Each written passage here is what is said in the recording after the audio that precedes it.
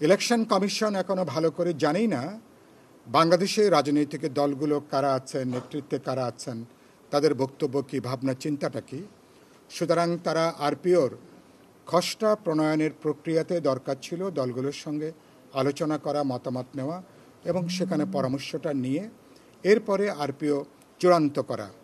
ইতিমধ্যে আমরা জানতে পেরেছি যে আরপিও তারা আইন মন্ত্রণালয়ে পাঠিয়েছেন এবং ইতিমধ্যে এটা নাকি অর্ডিন্যান্স আকারে গতকালকে এই অর্ডিন্যান্স নাকি ইতিমধ্যে এটা জারি হয়েছে। দু একদিন পরে হয়তো এটা পাবলিকলি সামনে আসবে। আমরা এটাকে আমাদের তীব্র অসন্তোষ জানাই, আমরা আমাদের ক্ষোভ জানাই এবং আপত্তি আমরা তার কাছে জানিয়েছি।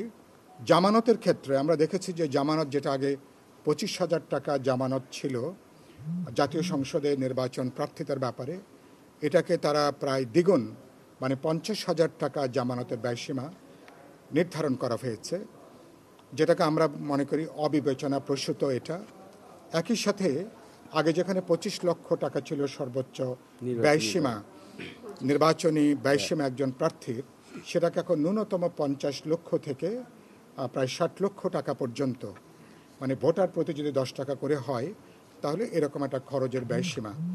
বাংলাদেশের বাস্তবতায় আপনি নিশ্চয়ই আমার সাথে একমত হবেন, গত সংসদে যেখানে প্রায় 70% পার্লামেন্ট মেম্বাররা ছিল ব্যবসায়ী, বিত্তবানরা, ধনী এবং অনেকে কালো টাকার মালিক, এই ধারা যদি বন্ধ করা না যায় এবং নির্বাচনে কালো টাকা, অবৈধ অর্থ, বিত্তবানরা এবং নানা মাফিয়া গোষ্ঠী, নানা দলের ছদ্মাবরণে তারা যদি ঢুকে পড়ে এবং তারা যদি কোনো না কোনোভাবে যদি এভাবে একটা টাকার খেলা যদি নির্বাচনকে পর্যবেসিত করেন, তাহলে আশঙ্কা আছে আগামী জাতীয় সংসদও কিন্তু এক ধরনের বিত্তবান এবং টাকাওয়ালা এবং কালো টাকার মালিকদের কিন্তু ক্লাবে পর্যবেসিত হওয়ার।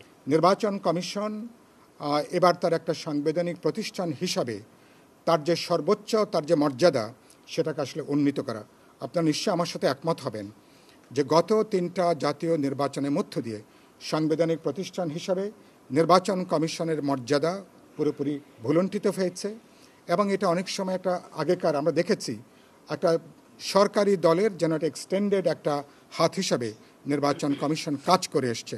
নির্বাচন কমিশন একটা ইন্ডিপেন্ডেন্ট একটা সাংবিধানিক প্রতিষ্ঠান। নির্বাচন কমিশনের এখন উচিত হচ্ছে গোটা নির্বাচনী ব্যবস্থার উপরে মানুষের যে একটা হতাশা তৈরি হয়েছিল, গণ অনাস্থা তৈরি হয়েছিল, এটাকে কিভাবে তারা পুনরুদ্ধার করবেন, একটা প্রতিদ্বন্দ্বিতাপূর্ণ নির্বাচন ব্যবস্থার উপরে ভোটারদের আস্থাটাকে তৈরি করা, এটাই হচ্ছে সবচেয়ে বড় চ্যালেঞ্জের জায়গাটা।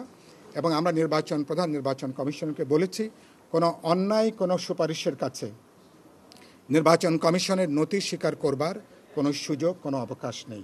সুতরাং নির্বাচন কমিশন অতীতের অভিজ্ঞতা থেকে দক্ষতা, যোগ্যতা এবং পেশাদারিত্ব, অবাধ, নিরপেক্ষ, বিশ্বাসযোগ্য, প্রতিদ্বন্দ্বিতাপূর্ণ নির্বাচন যাতে নিশ্চিত হতে পারে।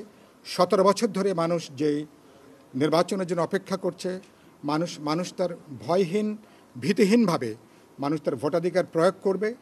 এবং আমরা এটাও খুব পরিষ্কার উল্লেখ করেছি, ভোট প্রদানে কোনো প্রত্যক্ষ বা পরোক্ষ কোনো ধরনের বাধা প্রদান করাটা এটা অপরাধ হিসাবে এটাকে গণ্য করা উচিত, যাতে আমার নারী, পুরুষ, বিশেষ করে সমাজের প্রান্তিক মানুষ, গরিব মানুষ, দরিদ্র মানুষ এবং আমার পাহাড় সমতলের সমস্ত ধরনের মানুষ যাতে সত্যি সত্যি 100% নিরাপত্তা নিয়ে তাদের পছন্দের দল বা প্রার্থীকে তারা যাতে ভোট দিতে পারেন, ভোট দেওয়ার পরে আবার তারা যাতে নিরাপদে তারা যাতে বাড়ি ফিরতে পারেন, এই বিষয়গুলোকে এখানে নিশ্চিত করা দরকার।